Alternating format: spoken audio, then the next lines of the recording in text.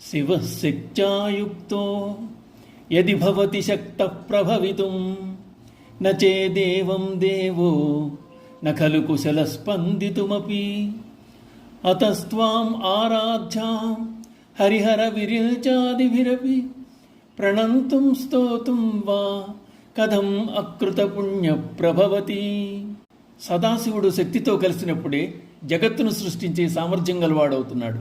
అందువల్ల హరిహర బ్రహ్మాదులు సైతం పూజింపదగిన భగవతి అయిన నీకు నమస్కరించేందుకు కానీ స్తోత్రం చేసేందుకు కానీ పూర్వజన్మములందు పుణ్యము చేసుకోనివాడు ఏ విధంగా శక్తివంతుడు అంటున్నారు శంకర్లు.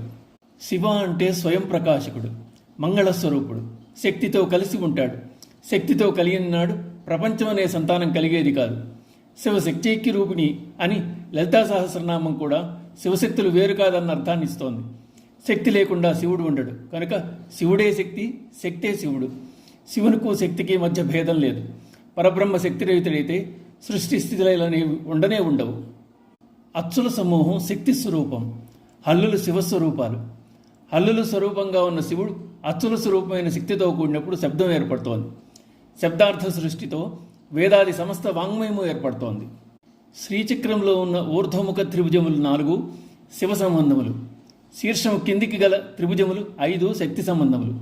రెండింటి కలయికతో శ్రీచక్రం ఏర్పడుతోంది. జగత్తు యొక్క నిర్మాణ వ్యూహాన్ని తెలియజేస్తోంది.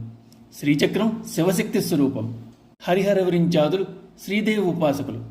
అయితే మన్మధుని సహకారం లేకుండా మహత్తర సృష్టి కార్యం జరగదని అమ్మ ఆ బాధ్యతను మన్మధునిపై ఉంచిందని, ఆ కారణంగా మన్మధుడు ఉపాసించిన శ్రీ విద్య ప్రస్తుతం చెప్పబడుతోందని తెలుస్తోంది.